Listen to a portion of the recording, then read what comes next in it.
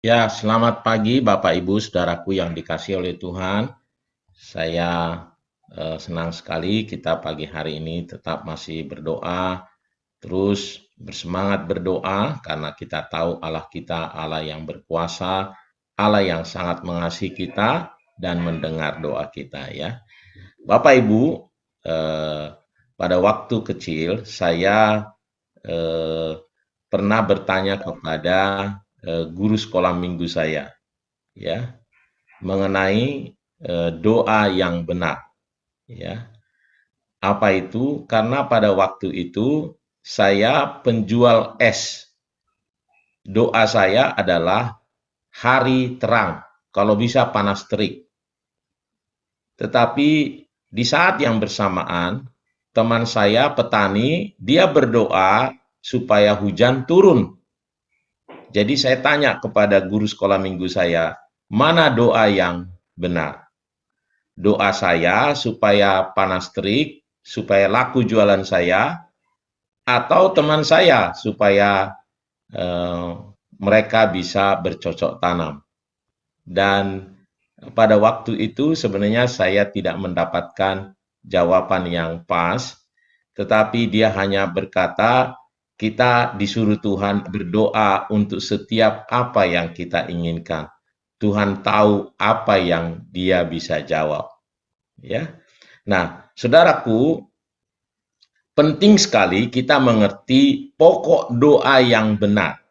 Apa yang harus kita doakan?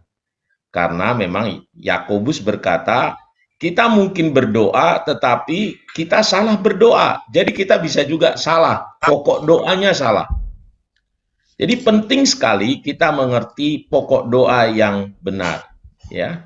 Nah, saudaraku, tentu banyak sekali pokok doa, tetapi ada satu ayat yang mengajari kita bagaimana kita mengerti pokok doa yang benar, ya, belajar dari doa dari Rasul Paulus.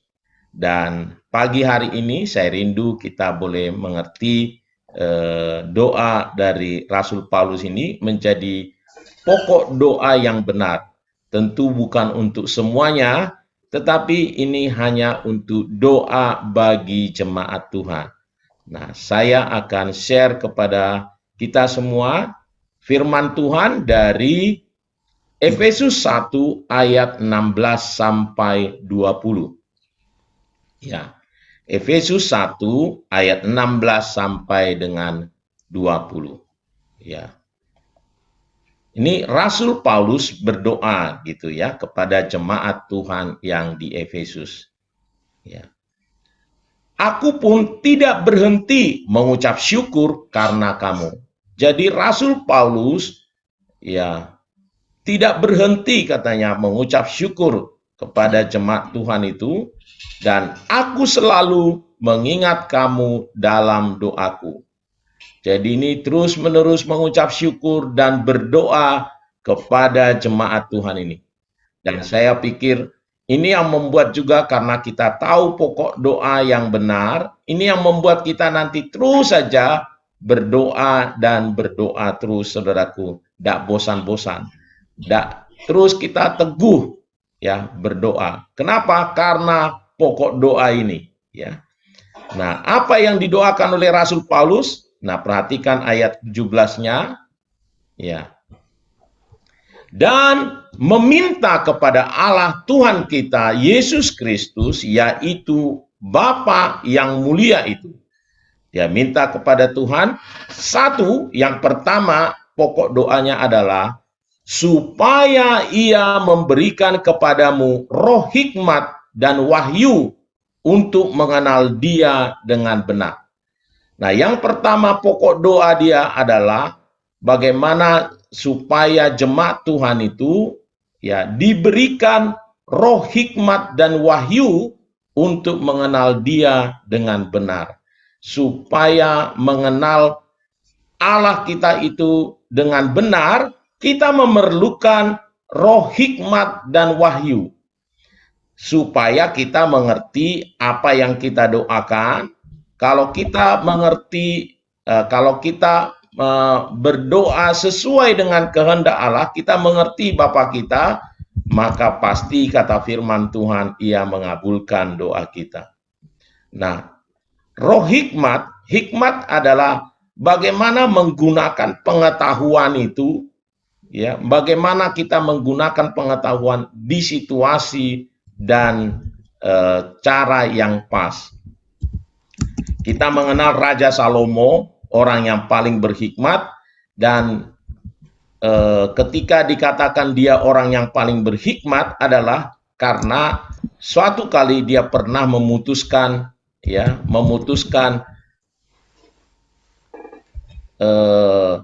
perkara perebutan anak, gitu ya. Jadi ada dua ibu melahirkan anak, satu akhirnya meninggal.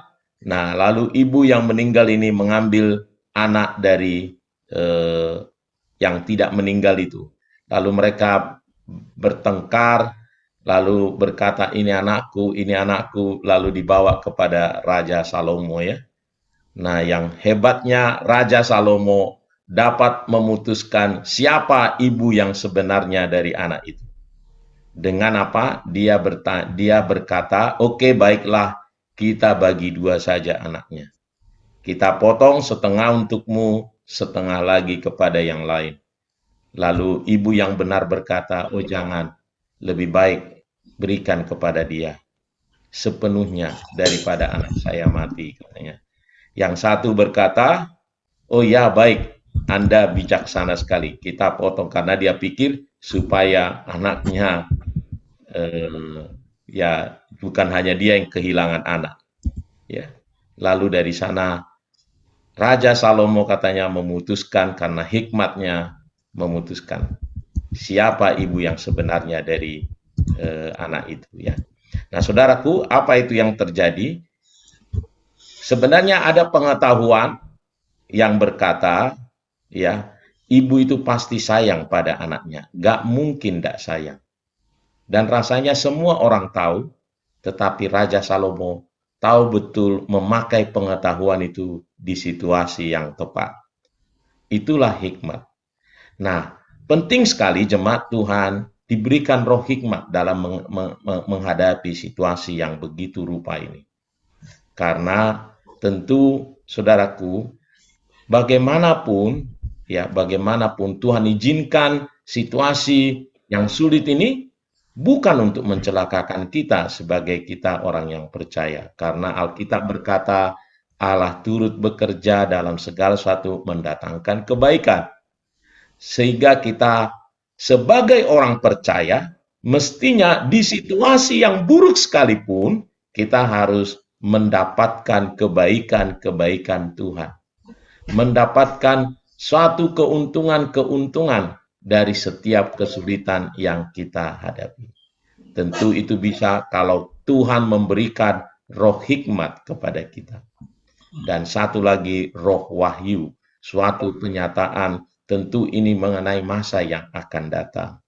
Ya, saudaraku, di hari-hari sekarang ini nyata sekali bahwa tidak ada yang tahu masa yang akan datang.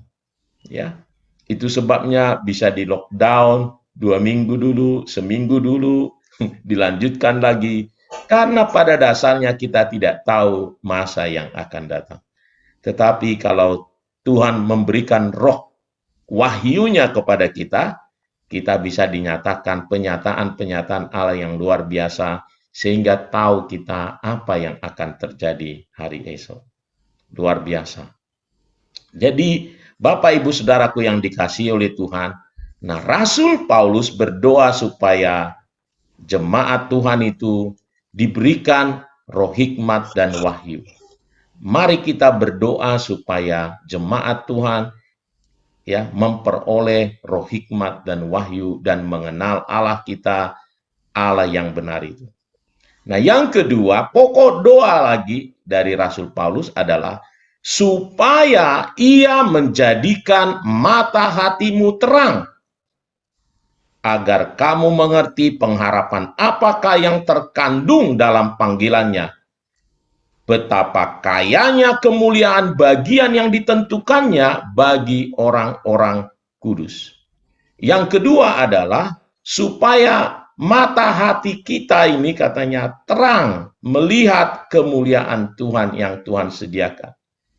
Sebab banyak orang, saudaraku, tertutup Alkitab. Kalau yang lain, saudaraku, membuat yang lain, ya, banyak orang katanya telah dibutakan oleh ilah zaman ini.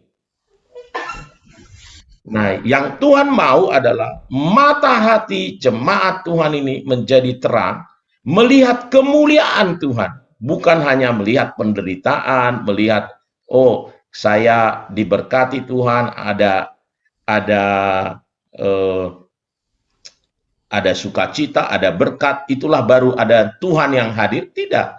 Kemuliaan Tuhan itu justru semakin nyata di saat-saat kita ada di dalam berbagai-bagai kesulitan. Nah, itu sebabnya penting sekali kita berdoa supaya jemaat Tuhan itu, supaya setiap kita melihat kemuliaan Tuhan di situasi yang sulit sekalipun. Saya selalu gambarkan itu, ya. Sekalipun aku berjalan dalam lembah kekelaman, aku tidak takut bahaya. Mengapa dia tidak takut bahaya? Mata hatinya terang, sebab gada dan tongkatmu itulah yang menghibur aku. Ya, di situasi yang gelap itu, tetapi hati kita terang, terang mengalahkan kegelapan, Bapak Ibu Saudaraku yang dikasihi oleh Tuhan. Ya, mengapa ada tempat yang sangat angker, tempat yang sangat menakutkan? Karena dibuat jadi gelap. Kita tidak bisa melihat apa-apa. Yang kita lihat bayangan saja dan tidak jelas. Seandainya saudaraku itu terang, kita tidak akan takut. Ya, seringkali ada rumah apa tuh ya, rumah hantu gitu ya. Kalau di tempat wisata ada, kita bisa masuk. Tetapi memang sengaja dibuatnya tidak terang supaya apa, orang itu takut. Nah, tetapi kalau terang pasti tidak ada yang takut. Mari kita berdoa di situasi yang sangat sulit ini, mata hati kita diterangkan. Ya, kita bisa melihat kemuliaan yang Tuhan sediakan. Bukan hanya sekedar kalau kita diberkati, ya, kalau kejadian menguntungkan sesuai keinginan kita, baru Tuhan nyata, kemuliaan Tuhan nyata. Tidak, tetapi bahkan di situasi yang sulit sekalipun kita bisa melihat kemuliaan Tuhan. Banyak ayat firman Tuhan yang berkata, saudaraku, justru di saat kita berduka cita ada kebahagiaan. Di saat kita lemah, kita berbahagia. Di saat kita mengalami persoalan, ada sukacita. Kenapa? Karena kita, mata hati kita terang melihat kemuliaan Tuhan yang luar biasa. Dan yang ketiga, saudaraku ya, ayat ini terus berbicara ya, ayat 19, dan betapa hebat kuasanya. Jadi Rasul Paulus berdoa supaya jemaat Tuhan ya mengerti, menyadari betapa hebat kuasanya Tuhan kita itu. Allah kita, Allah yang perkasa, Allah yang luar biasa, pencipta langit dan bumi. Bagi kita yang percaya gitu ya, sesuai dengan kekuatan kuasanya yang dikerjakannya di dalam Kristus dengan membangkitkan dia dari antara orang mati dan menguduskan dia di sebelah kanannya di sorga. Jadi pokok doa yang ketiga adalah supaya jemaat Tuhan menyadari betapa Allah kita, Allah yang berkuasa, Allah yang luar biasa, dan ketika dia terangkat ke sorga, dia tegaskan itu, ya, kepadaku telah diberikan segala kuasa, karena itu pergilah. Ketika kita ada di dunia ini, kita ada dalam pengutusan Tuhan yang luar biasa dengan segala kuasa yang luar biasa. Dan Allah mau ya di situasi-situasi yang sangat sulit ya kuasanya menjadi nyata dalam hidup kita. Harapkan pekerjaan-pekerjaan Tuhan yang luar biasa mengalir dalam kehidupan kita, saudaraku. Mari saudaraku miliki pokok doa untuk jemaat Tuhan. Ya, tentu masih ada lagi nanti untuk pokok doa yang lain, tetapi khusus untuk jemaat Tuhan, untuk setiap kita yang berdoa pagi hari ini. Saya rindu setiap kita boleh mendoakan supaya yang pertama kita diberikan roh hikmat dan wahyu untuk mengenal Allah kita yang luar biasa. Yang kedua, supaya mata hati kita diterangi oleh kemuliaan Tuhan. Mata hati kita menjadi terang melihat kemuliaan Tuhan, bukan melihat masalah, bukan hanya melihat keinginan kita semata. Kalau terpenuhi baru kita melihat Allah kita yang besar, tetapi justru dalam segala situasi kita bisa melihat Allah kita yang besar itu. Dan yang ketiga, kita bisa menyadari betapa hebat kuasanya yang luar biasa. Tuhan memberkati kita. Mari kita berdoa, Bapak Ibu Saudaraku yang dikasihi oleh Tuhan.